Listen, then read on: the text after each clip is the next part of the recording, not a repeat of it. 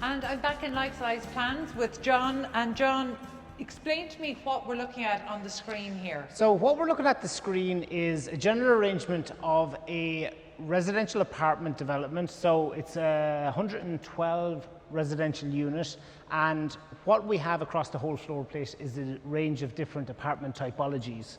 We're standing in the corridor of one of these apartment typologies, and what we're going to do is and clearly it's wheelchair accessible. You can see the delineation all marked out. Absolutely. So let's take a walk through and have a look. So this unit type is a 2-bedroom with balcony apartment, and for the purposes of the walkthroughs themselves, we dress out each of the unit types. So if you can imagine, across this entire scheme of 112 units, there is approximately 18 typologies.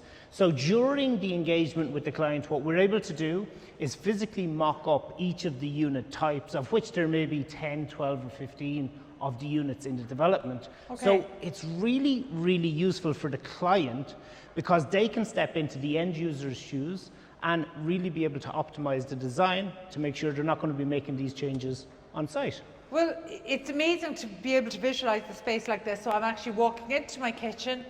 I see kitchen, sink, everything I need in my kitchen. You've got a peninsula here with high stools. So this is where I'm going to have my friends sit with a glass of wine as I stand and dish out the takeaway that I'll pretend I've cooked. Good space. Absolutely. And then dining area. And then as you come down here as well, we also have the capability of projection of the balconies. So just off of bedroom 2 here, as you go through here. Go through my door. Yeah. There's my bed, my chair beside the bed, and I'm walking through doors out into my balcony, and that's a great size balcony. Actually, this is a lovely development. You can tell me off camera what this development is. This is very nicely laid out. Absolutely. And look, over the course of a session, we're able to cover a vast array of unit types. Like only recently we had a client in and we covered 24 apartment typologies. In one day? In 4 hours. In 4 hours, 24 different types. Okay, would there be significant difference in terms of layout, furnishings, size? So no, for a lot of the apartment typologies, there'd be a lot of similarities in them. And the beauty of them with our space is what we do is we split the floor into 2.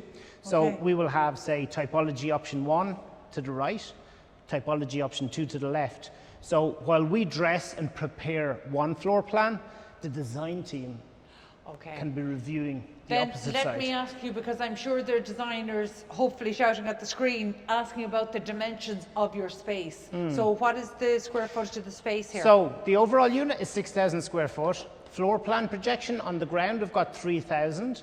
The wall is life-size projection as well, so we can project the elevations. You've got about 1,500 square foot on each of the wall projections. So we're very easily able to cater for any size project. Now, the floor plate of this development is obviously much larger than this space, and we can very easily show you how we can move the plan and move to a different area. So let's take a look. I'm conscious now, I want to walk through the doors. Absolutely. Well, let's go out to the corridor and you'll see exactly how we can move the plan. I see my utility space. I see my bathroom. Yeah, I'm happy with the layout of that bathroom. This will work. So if we go down the corridor, we can simply move the plan, and all of a sudden you're making your way through the development. You've got your stair core and your lift core here on the left. You've got your safe landing space with the mechanical risers. I see my stairs core and the lift there. So I've come out of my apartment, my lift is there, and if I'm going to my neighbours? On down to here. So then you can focus in on the next typology. That's amazing to see this in action and the speed at which you can flick through the different designs. And especially when we're working with developers that are coming through multi-unit schemes, we always plan the agenda for the session. So we know exactly what ground they want to cover. We can guide in terms of time and duration that will be required for that. And you'd be really amazed at how much you can get through here in a few hours. Out of sheer nosiness and curiosity, who are developers bringing through here? Or is it design teams selling their idea to project owners? So we get a combination of both. We get project promoters that are putting the money into the developments. We get architects that are bringing their designs with their clients to the showroom and promoting that they are basically doing everything that they can to ensure that the development is going to be delivered right first time. So today we're looking at a scheme that's what, approximately 120 apartments? Well, 112, yeah. 112 apartments. So for a project owner like that, are they starting to use your space as a sales tool, almost like, or are we still at the stage where it's being used to sell designs and to visualize designs? As of yet, it's not been used as a sales tool. So the primary focus on this unit is design optimization. So it enables the design team, all of the various stakeholders, the M&E coordinators, and the constructors of the building. So you can get everyone into one space in a very collaborative environment and basically review each of the unit types in a very short space of time and give everyone a platform to raise their concerns, raise any observations that they may have about the design here before it hits site. It's interesting that you're bringing all the disciplines in together. So of the different disciplines, who gets the most benefit out of this? Because I always imagine that architects see this come to life in their mind, so they don't feel like they need this at all. So which are the disciplines that really get the benefit out of this? Without a shadow of a doubt, I would say the end user, but economically it's the developer, because they're not been faced with potential changes and design revisions on site. So ultimately, it's the developer from an economics point of view, but in terms of quality and use of space, it's the end user. I appreciate that you're in your second year, Yes. or heading into your third year. Second year at the end of July. Congratulations. Thank you.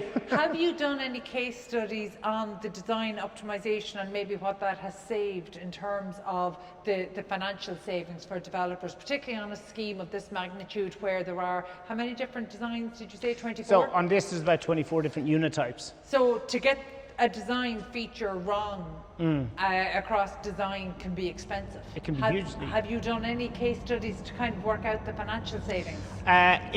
For private self-builders, we have, and we know that the savings is in the region of between 25 and 37,000 Really? per private residential For like a home. self-builder? For a self-builder. Wow. For the commercial, it's much more difficult to quantify, because with the like of a scheme like this, you've got so many different variables. But from having spent my whole life and career working in this industry and managing variations and costings that go with it, it's in the tens of thousands. Per unit? Per unit.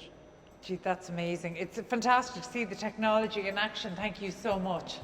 Absolute pleasure. Thank you.